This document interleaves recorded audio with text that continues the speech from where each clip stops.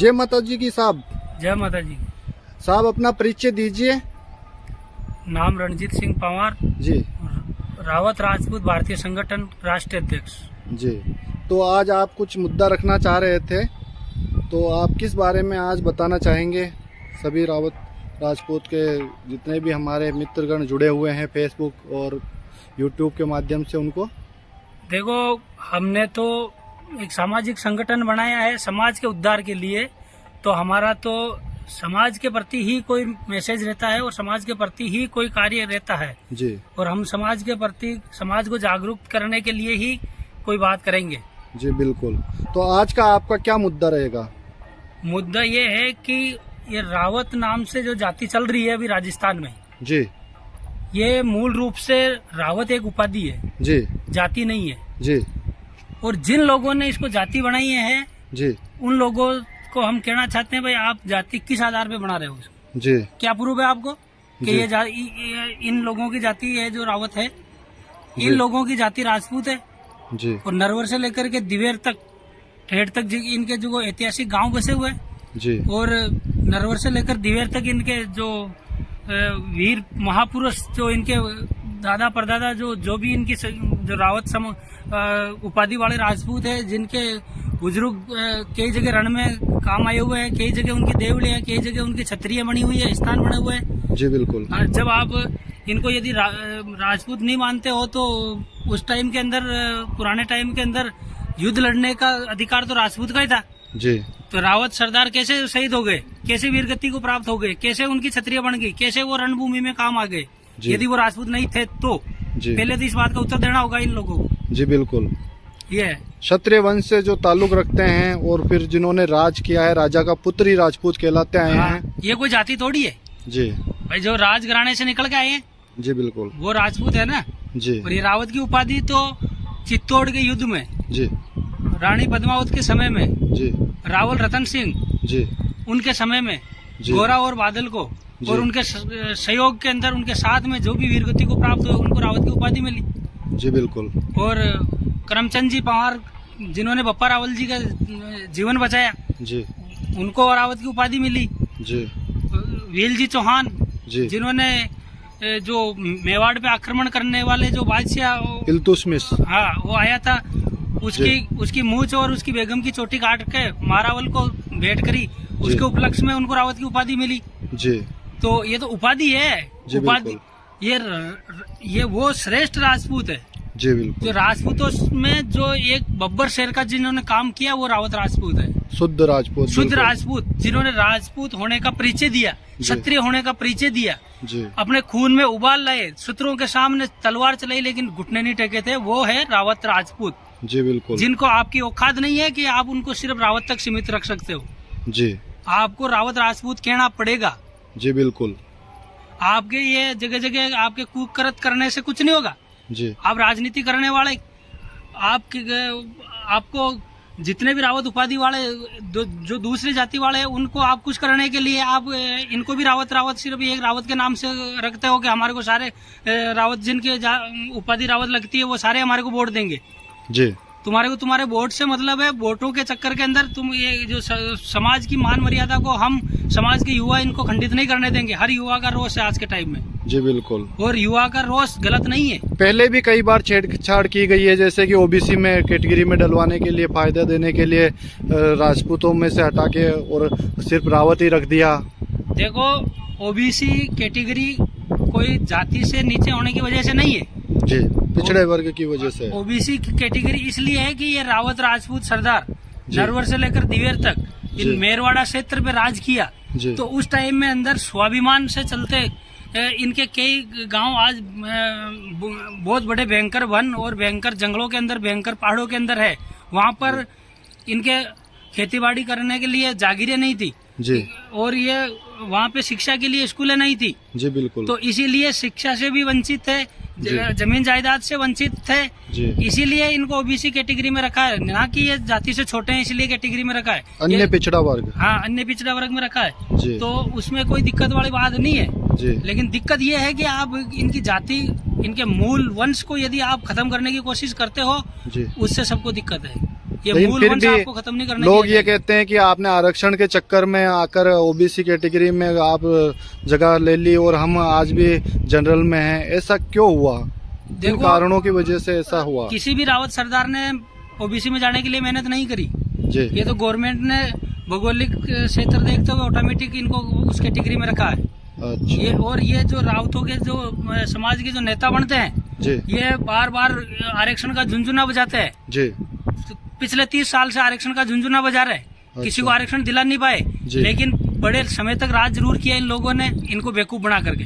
जी बिल्कुल। आज तक रावतों के गांव में इन रावत नेताओं ने कहीं पर भी कोई विकास की गंगा नहीं बहाई है। वो रावतों के गांव आज भी पिछड़े हुए हैं, जहाँ पे रोडों की कमी है और हर चीज की, लाइटों की, हर चीज की कमी है, लेकिन वो कमी तो दूर करते नहीं है। और चुनाव का समय आता है, आरक्षण का झुंझुना बजा लेते हैं। और कई महासभा के अध्यक्ष भी ऐसे रहे हैं जो जिन्होंने अपनी अध्यक्षता जाते जाते लास्ट में आरक्षण का झुंझुना बजाया है वापिस आने के चक्कर में। अच्छा। और आरक्षण आज तक किसी को नहीं दिलाया।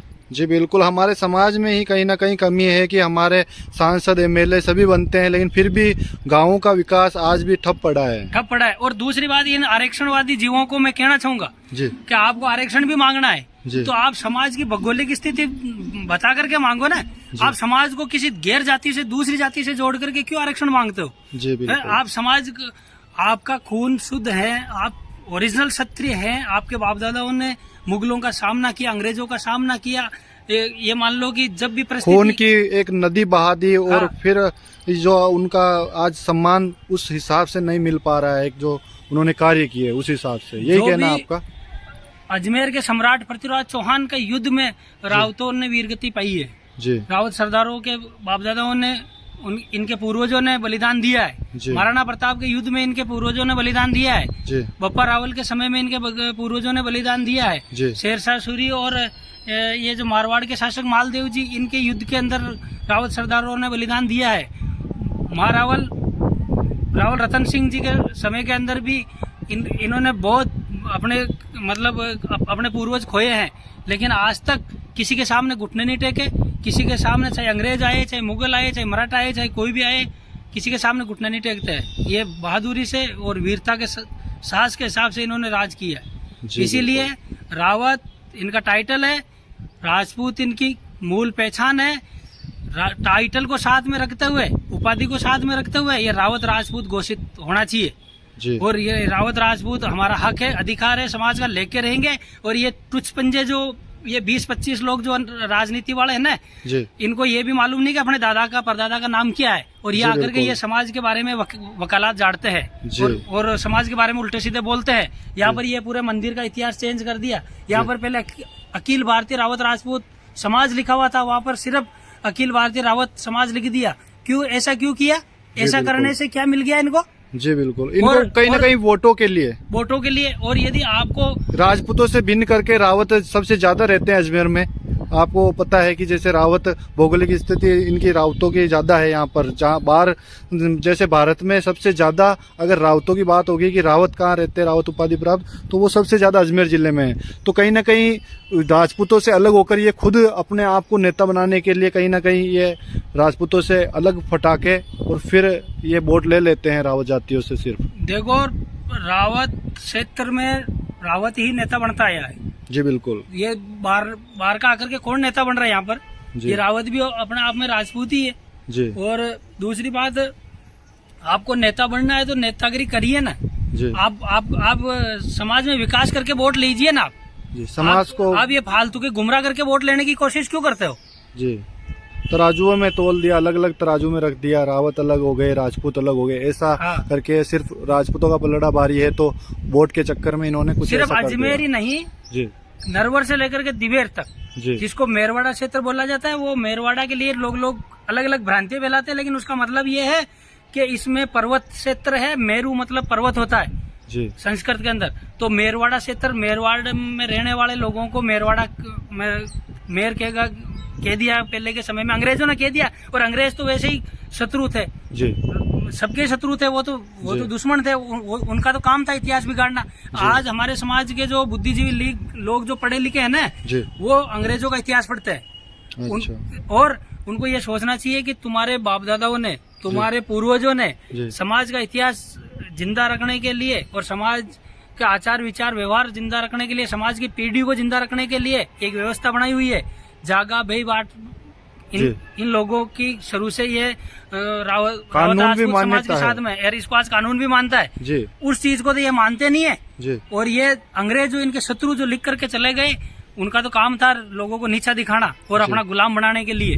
तो उस झूठे इतिहास को हमारे वकील वगैरह जो भी हमारे समाज के बुद्धिजीवी पढ़े लिखे हैं, वो उनके अंग्रेजों के इतिहास में से चुरा चुरा करके इतिहास लिख लेते हैं, अपनी किताब लिख लेते हैं और समाज को गुमराह करते हैं। ऐसे लोगों पे या तो ये सुधर जाए ऑटोमेटिक, वरना इन पे कोर्ट केस किया जाएगा। अच्छा। और इनकी औकात इनको याद दिला दी जाएगी कि इतिहास कैसे बिगाड़ा जाता है।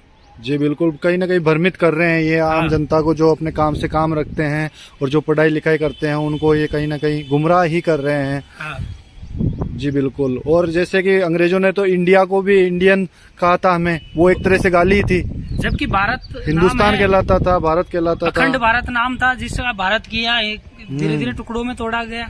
तो ये अंग्रेजों ने कौन सा काम सही किया? अंग्रेजों का काम ही यही था, लूटना, भारत को बर्बाद करना और भारत में हमारा अपना अधिकार जमाना। तो इसीलिए उन्होंने ये झूठे इतिहास लिखे और लोगों को भ्रम में रखा और फिर बाद के अंदर जात को तोड़ने का काम किया, राजपूत को रावत को अलग करने का कार्य किया। जबकि जागा और बेई बाट हमारे जो सदियों से हमारे पूर्वजों के साथ है, हमारी वंशावली के साथ है, उनके पास में कहीं मेर शब्द नहीं लिखा हुआ है, कहीं भी प्योर रावत नहीं लिखा हुआ है। वहाँ पे रावत राजपूत लिखा हुआ है, वहाँ पर जो पवार है उसको पवार दिखाया, जो राठौड़ है उसको राठौड़ दिखाया, जो भाटी है उसको भाटी, जो गेलोत है उसको गेलो दिखाया, जो 16 सांकी है उसको 16 सांकी दिखाया, जो चौहान है उसको चौहान ही दिखाया। उन्होंने कहीं भी गड़बड़ नहीं की हुई है, क्योंकि उनके पास में सच्चाई है, सत्य है। और ये ना अंग्रेजों के पास में सत्य नहीं है, इनके पास में सिर्फ झूठ है और इसी झूठे इतिहास को हम चलने नहीं देते। बहुत बहुत धन्यवाद आपका, ये आपकी जानकारी सभी लोग शेयर करें दोस्तों। और इस जानकारी पर जिसको भी अपना कमेंट लिखना हो इस पे कमेंट करें, और मैं नंबर भी भाई साहब के डाल दूंगा, रणजीत जी के, वो आप इनसे डायरेक्ट कांटेक्ट करके भी बात पे चर्चा कर सके तो बिल्कुल करें, क्योंकि ये हमारे समाज की ही बात है। तो धन्यवाद आप सभी का वीडियो में बने रहने के लिए, बहुत बहुत आभार आप सभी का।